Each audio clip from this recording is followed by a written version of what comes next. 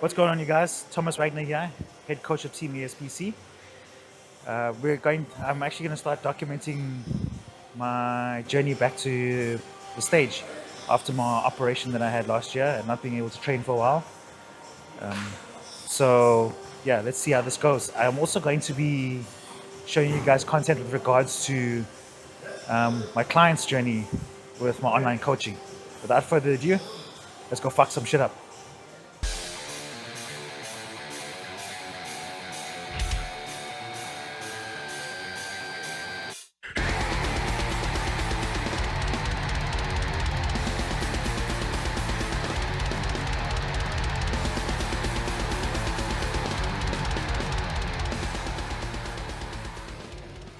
All right, guys. Today we're going to do some chest and shoulders. All right. Right, we're going to start with the incline press here. I don't know if you guys have ever seen this machine before. It's like a Smith machine. However, as you can see here, each side has their own individual side. It's not like a Smith machine where you have a bar across, right, and having both sides supported.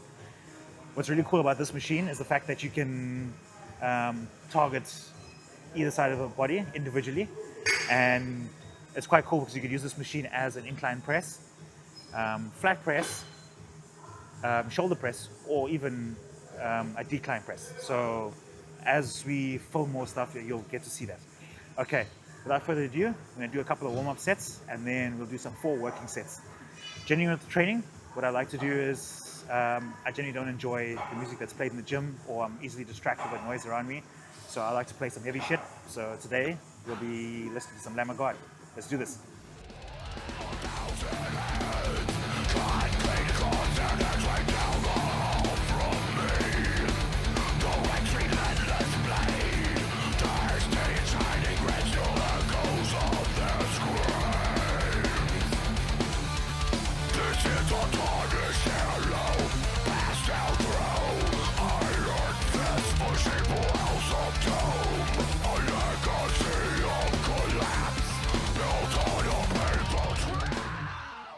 All right, warm-up's done. Now to do the 4 working sets. Let's do this.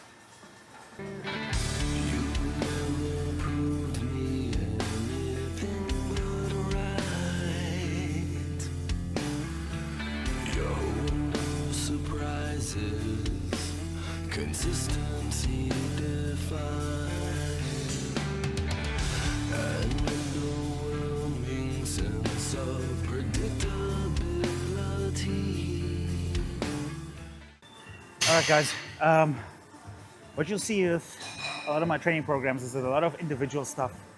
Like, there's not a lot of compound movements. It's all like machines like this here or dumbbell work and stuff like that. The reason being is that obviously having the herniated disc, I lost a lot of strength on my left-hand side. So what we're trying to do in the process of also trying to rebuild my physique is also regain strength on my left-hand side and try and get it to balance on both sides. Because one of the things that when I got back into training again was the left side had atrophied quite a bit compared to the right. And now it's difficult to notice because we've been working on building it and strengthening it over time. But the strength side of it is still lagging a little bit behind. What are we getting there?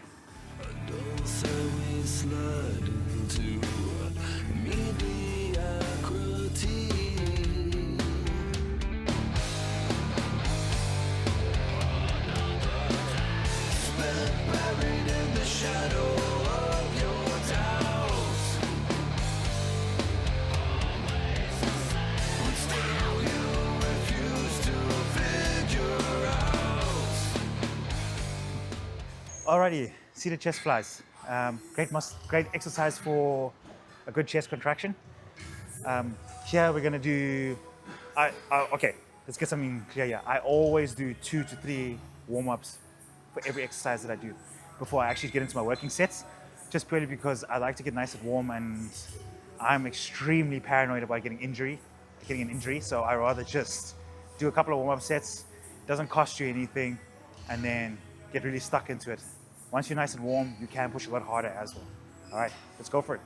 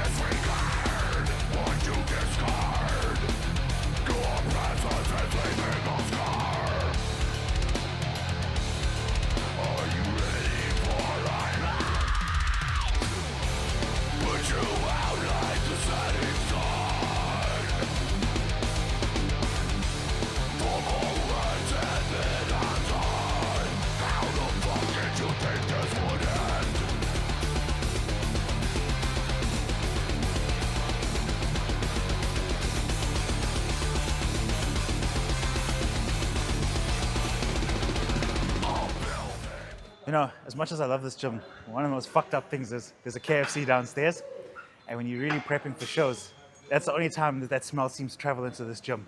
Bruv, what a fuck up.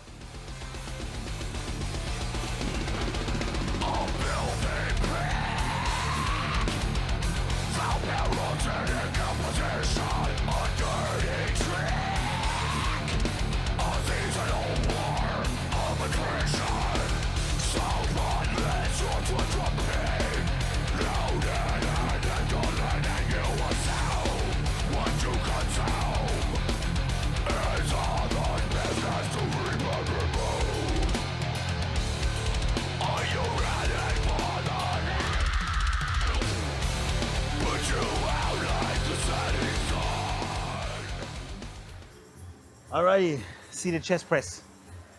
I actually enjoyed this one for the range of motion in terms of how far the stretch that I get leaning back like this here.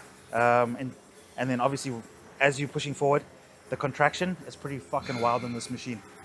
I just want to say, one of the cool things about training at this gym, man, it's fucking hot in here and I fucking love it, especially in summertime. And it's really, really cool.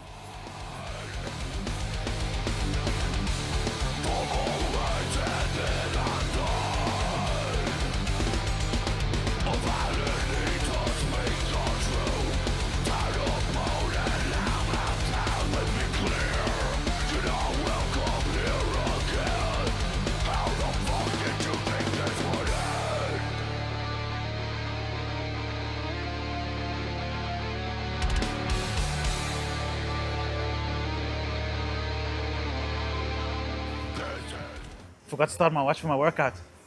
Whoops.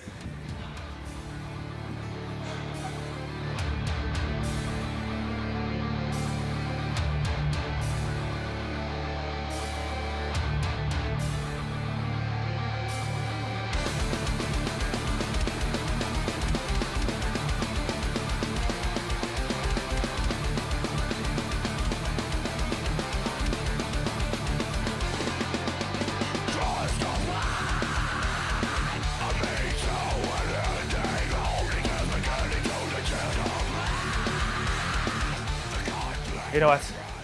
With me just mentioning just before the set about forgetting to start my watch, I think it's a habit for all of us, where we rely a lot on these fitness trackers, and we probably shouldn't because they're not as accurate as you think they are. Because sometimes you'll do like a workout for an hour and it's like, oh, you've burned 600 calories. You'd be lucky if you did half of that, to be perfectly honest. But it's a nice guide to just use as an average. Like, don't take the amount of calories you've burnt in the day as a rule. But some guest stars here.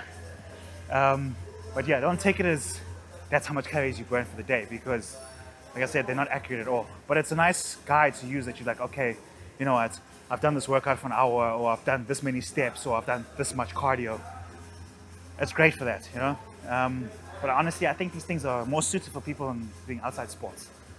You know, like your skiing, cycling, runners.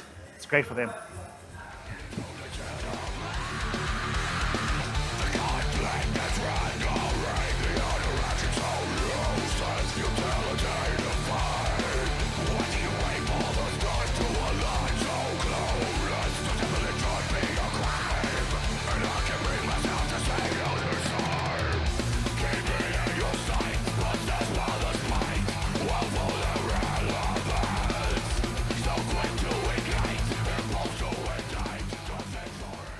Another thing, guys and girls, don't get too fixed up on how many sets and reps you're gonna do for like when you're going into the gym.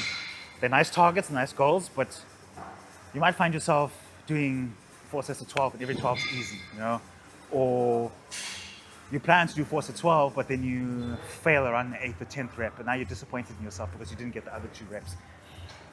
Go with more with feeling and passion. I think the number of sets and reps it's definitely a good guide for beginners, but as you get more advanced along, like for example, my clients, like I set up their programs and I give them those numbers. If they hit those numbers, great, man. But like if they're like, oh coach, I didn't make it. I only got 8 reps. You know, I'm not gonna be too beat up about it because I knew that I failed with those reps.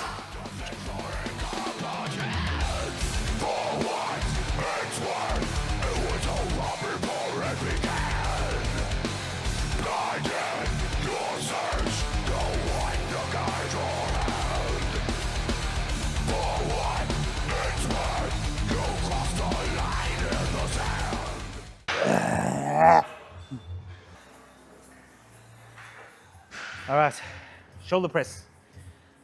I actually enjoy this machine. I actually like this handle more than I like this side here. I find that this here I can get a better contraction at the top, especially for my front delts.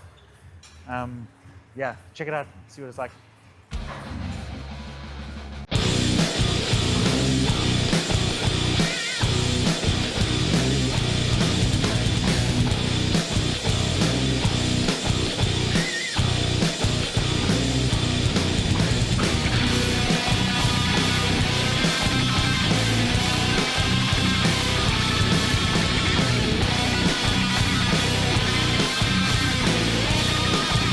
Alright, this is part of the video where I'm supposed to say something, but I don't know what to say. So I'm going to say, let's do the next step.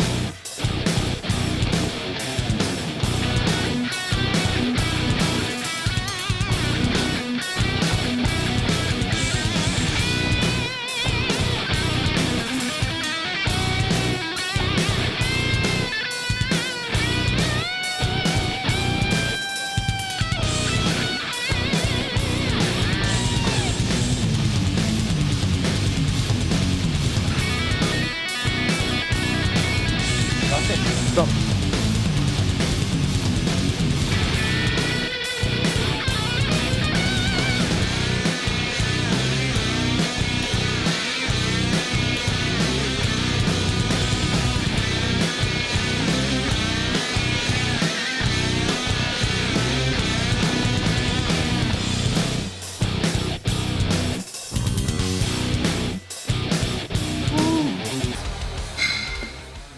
All right, lateral side raises. This is a lateral side raise machine. It's really, really cool. It takes away the whole swinging motion that you would have if you were using a dumbbell, because obviously if you're using a dumbbell, you could swing if it's too heavy. But this is very difficult to swing. The only bad habit you'll probably develop from this is if it's too heavy is you now raising your shoulders into a shrug position because you're trying to compensate for the swinging that you can't do when you're doing dumbbells. So with this machine, I adjust the platform up into the heavens because I'm not as tall as you think I am. All right, and let's go for it.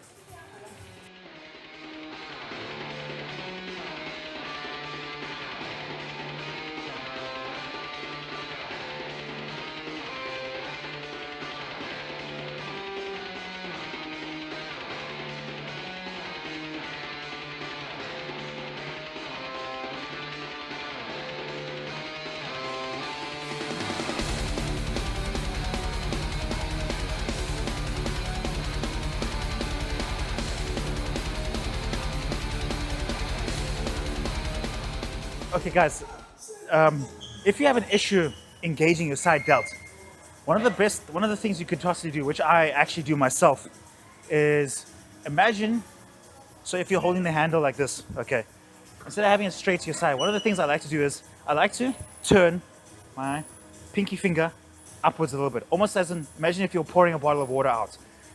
And I find that it makes it much easier to engage your side delts when you're doing this.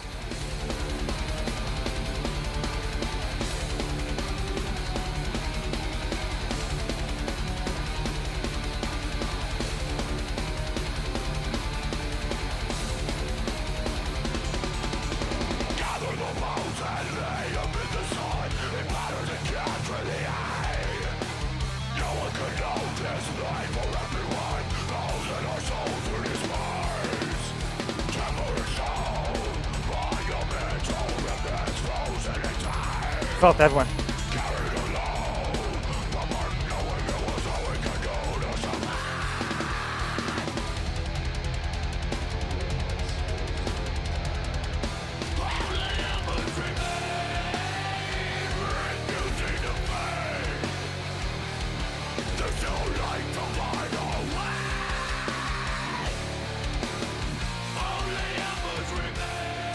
What do you guys normally have for your post-workout meals? Sorry, I'm a little bit hungry now, so I'm busy thinking of that as we speak. Comment below what your favorite post-workout meal is. All right, we're gonna finish up with our last exercise, which is tricep extensions. We are using an extra long rope here. Remember what I mentioned to you at the beginning of this video about coming back from having surgery, from having a herniated disc. So one of the issues that I had was the tricep on this side, my left side being weaker than the right. So one of the cool things with having an extra long rope is I can step back a little bit and I can do the tricep extension, fully engaging the tricep and fully extending it when I come to the top. It avoids me having to incorporate other muscle groups into it while I'm trying to do this exercise. Guys, you don't really have to go heavy for this one. Like I said, it's focusing purely on the contraction and the eccentric part of it. Right, let's do it.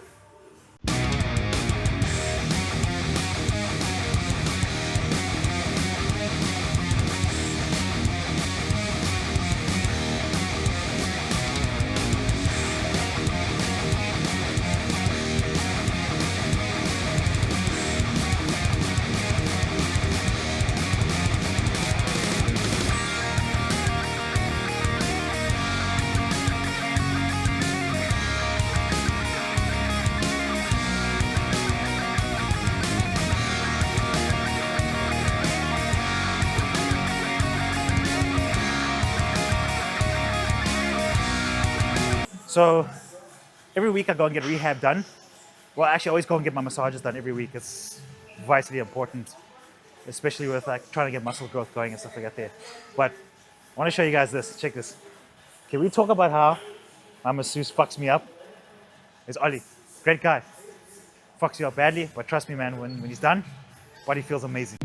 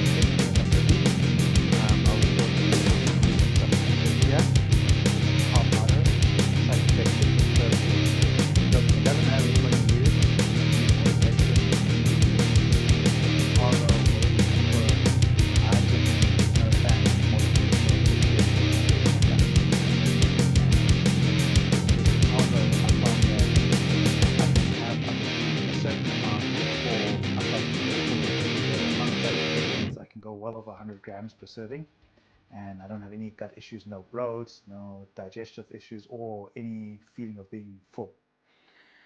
Okay, and then the protein source that I generally use is hydrolyzed beef protein.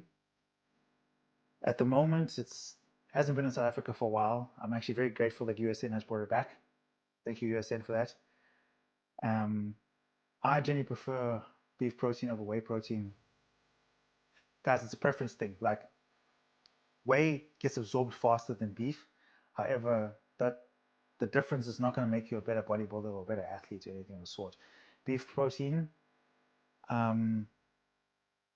if you have lactose issues or digestive issues, then beef protein is the way to go. If you don't like dairy products, the reasons for going for this, I generally just prefer that because I tend to prefer a lot of red meat sources, should I say, in my diet. like predominantly my diet consists of a lot of ostrich, venison, and steak. So I just go with the trend and stick with this here. The difference between the two, as you know, whey comes from dairy, beef protein comes from offcuts of beef. I just spoke about the absorption. Whey absorbs faster, but honestly, it's not worth the difference. The cool thing with the beef protein, though, is the higher amino acid profile. So per 100 gram, you'll find that beef protein has higher amounts of amino acids than what whey does. All right, guys, so what I'll normally do is go for 100 to 120 grams of cyclic dextrins and 35 grams of beef protein in my shake. Thanks, guys. Now, in our next video, we'll probably do a nice back workout so you guys can have a look and see what we do there. And thanks for watching my video. Like, subscribe. Thank you.